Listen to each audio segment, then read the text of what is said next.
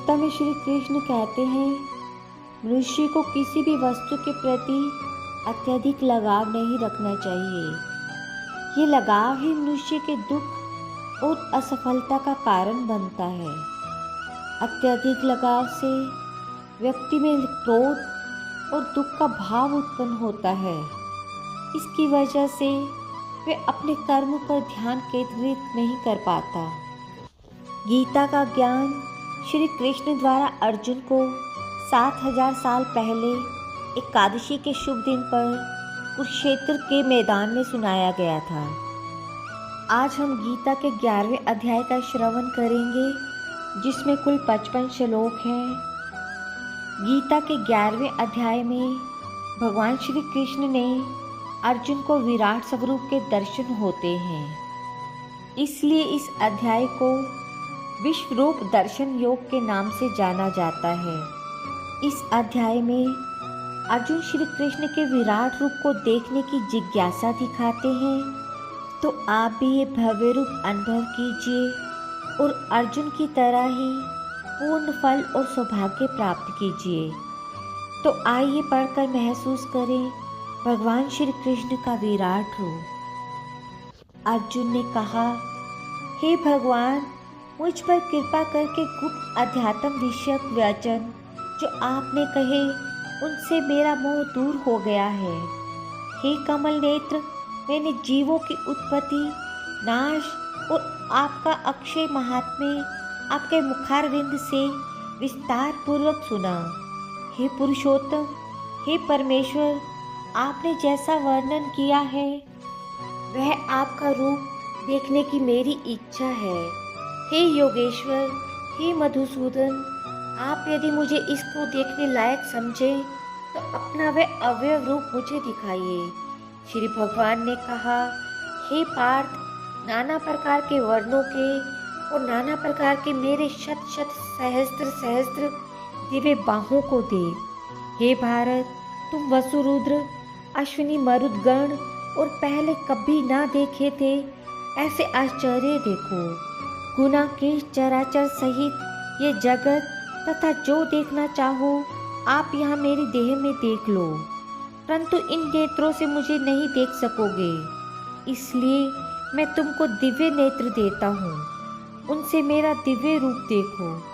संजय ने धृतराज से कहा कि हे राजन, इस प्रकार श्री कृष्ण चंद्र जी ने अर्जुन से कहा और दिव्य दृष्टि देकर अपना अलौकिक रूप दिखाया। उस विश्व रूप के अनेक मुख, नेत्र और अद्भुत दृश्य थे और उसमें अनेक सुंदर सुंदर आभूषण व आयुध सुसज्जित थे। देह पर दिव्य दिव्य वस्त्र गंध लगे थे। उस मस्त आश्चर्य अनंत देव के सब ओर दिखाई देते थे। आकाश में यदि हजारों सूर्यों की प्रभा एक साथ हो तो उस महात्मा की प्रभा की समता न कर सकेगी। उस समय अर्जुन ने देवाधिदेव के शरीर में अनेक प्रकार से विमल इस समस्त जगत को एकत्रित देखा। तब अर्जुन आश्चर्यचकित हो गया, शरीर रोमांचित हो गया।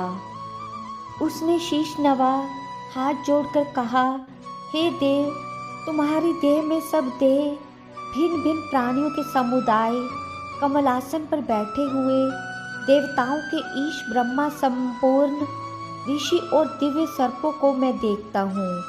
हे विश्वेश्वर, तुम्हारे अनेक मुख, अनेक उदर, अनेक नेत्र, तुम्हारा रूप अनंत है। तुम्हारे अंत तथा आदि को नहीं देखता, किंतु समस्त विश्वमय तुम्हारा रूप देखता हूँ। तुमको किरीट युक्त गदा चक्र धारे चारों ओर से दीप्यमान तेजो राशि, सर्वत्र चमकते हुए अग्नि तथा सूर्य की भांति प्रकाशमान दुनिरक्ष और अपरंपार देखता हूँ। मेरे मत से तुम ही ब्रह्मा जानने की वस्तु, विश्व के महान आधार, नित्य सनातन धर्म के रक्षक, पुराण पुरुष हो। मैं आपको आदि, मध्य तथा अंत से रहित अनंत शक्ति, अनंत भुज, चंद्र सूर्य नेत्र, जिनके कांतिमान अग्नि के सदृश मुख वाला अपने तेज से संपूर्ण संसार को तपते हुए देख रहा हूँ। हे महात्मन, पृथ्वी और आकाश के मध्य की वे अंत और संपूर्ण दिशाएं आपसे ही व्याप्त हो रही हैं। आपका ये अद्भुत और उग्र रूप देख तीनों लोग व्यथित हो रहे हैं। ये देवताओं के समूह तुम्हारी शरण आ रहे हैं। उनमें कितने ही कह रहे हैं। महर्षियों और सिद्धों का समूह स्वस्ति कहकर नाना प्रकार से तुम्हारी प्रशंसा कर रहे हैं। रुद्र आदि वसु साध्य विश्वदेव, अश्विनी मारुत, पिता गंधर्व, यक्ष, असुर, सिद्ध इनके संग विस्मित होकर आपकी ओर देख रहे हैं। हे माँ बाहो, अनेक नेत्र, बाहु, जांघ, पेट, कराल, दंतयुक्त तुम्हारा ये विशाल रूप देखकर सब अत्यंत भयभीत हो रहे हैं और मैं भी घबरा रहा हूँ। आकाश तक पहुँचे हुए प्रकाशमान अनेक वर्षों से फैलाए हुए मुख के जलन वाले विशाल नेत्र युक्त तुमको देखकर हे विष्णु, मेरा जी घबरा रहा है। मुझको धैर्य धरा नहीं जाता और चिर स्थिर नहीं हो रहा। हे देवेश, हे जगन निवास, भयंकर दाढ़ों वाले और कालाग्नि के सदृश आपके मुखों को देखकर मुझे दिशाएं नहीं सूझती, मैं शांति नहीं पाता, अतः मुझ पर दया करो। धृतराष्ट्र के दुर्योधन आदि पुत्र अपने 7 राजाओं सहित भीष्म, द्रोण और कर्ण तथा हमारी ओर से सब मुख्य मुख्य योद्धा बड़ी बड़ी दाढ़ों से युक्त विकाल आपके मुख में प्रवेश कर रहे हैं और उनमें कितने लोग आपके दांतों में दबकर ऐसे दिखाई देते हैं मानो उनका शरीर चूर्ण हो गया हो। जैसे नदियों की अनेक धाराएं समुद्र की ओर बढ़ती हैं, वैसे ये मनुष्य लोक के वीर आपके मुखों में प्रवेश कर रहे हैं। अग्नि में पतंगे की तरह सब लोग भी अपने नाश के लिए आपके मुख में बड़ी तेजी से प्रवेश कर रहे हैं। हे विष्णु, जलते हुए मुखों में चारों ओर से सब वीरों को निगल कर आप जान चाट रहे हैं। आपकी तीक्ष्ण प्रभाएं समस्त संसार को तेज से व्याप्त कर तृप्त कर रही हैं। ये भयानक रूपधारी कौन है, ये मुझसे कहो। हे देववर, आपको जानने की मैं इच्छा रखता हूँ, क्योंकि आपकी ये प्रवृत्ति मेरी समझ में नहीं आती है। श्री भगवान बोले, संसार का नाश करने वाला मैं उग्र काल हूँ, सबों का संहार करने के लिए आया हूँ। तुम्हारा युद्ध ना करने पर भी ये वीर जीवित ना रह सकेंगे, अतएव तुम उठो, शत्रुओं को संहार कर यश को लेकर इस समृद्धशाली राज्य का भोग करो। हे सवायचिन, उनको मैंने पहले ही मार रखा है, तुम केवल निमित्त मात्र हो जाओ। मेरे मारे हुए द्रोण, भीष्म, जयद्रथ, कर्ण और अन्य योद्धाओं को मारो। घबराओ मत, युद्ध करो, तुम संग्राम में शत्रुओं को जीतोगे। संजय ने कहा।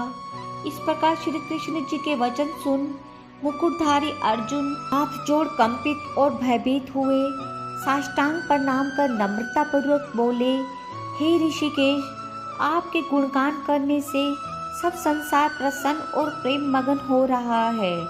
राक्षस डर कर दिशाओं की ओर भागते हैं और सिद्ध आपको नमस्कार करते हैं, सो ठीक ही है। हे महात्मन, हे देवाधिदेव, हे जगन निवास, आप ब्रह्मा से भी श्रेष्ठ हैं। आपको देवता क्यों न नमस्कार करें। व्यक्त और अव्यक्त आप हो तथा इन दोनों से परे अक्षर भी आप हो। हे अनंत, आप आदिदेव हो, पुरातन हो, विश्व के परम आधार हो, ज्ञाता और ज्ञेय हो। श्रेष्ठ स्थान आप विश्व का विस्तार करने वाले आप हो। आप वायु, यम, अग्नि, वरुण, चंद्र, ब्रह्मा और ब्रह्मा जी के भी पिता हो। आपको नमस्कार है और बार बार आप ही को नमस्कार है। हे सर्व स्वरूप, आप अनंत वीर्यवान तथा अतुल पराक्रमी हो। आप जगत में व्याप्त हो, इसलिए स्वरूप हो। तुम्हारी महिमा को जानकर मैंने तुमको अपना मित्र मानकर हे कृष्ण, हे सखे, ऐसा जो तिरस्कार से कहा सो मद से अथवा स्नेह से हे अच्युत तुमसे बोलो कि क्षमा मांगता हूँ।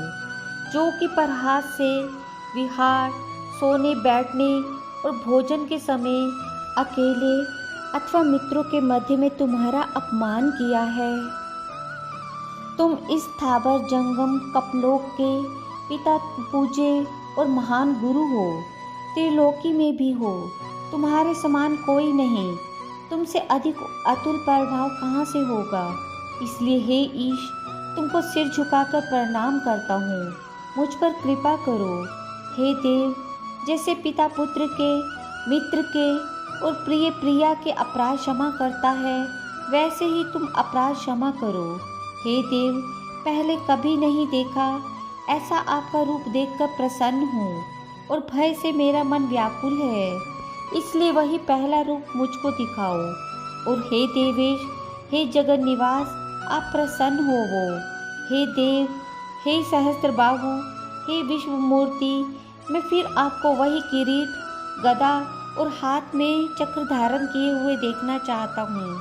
श्री कृष्ण भगवान ने कहा, हे अर्जुन, मन प्रसन्न होकर ये तेजोमय अनंत आद्य और विश्वरूप अपने योग के प्रभाव से तुमको दिखलाया है, जिसको तुम्हारे अतिरिक्त इससे पहले किसी ने नहीं देखा था।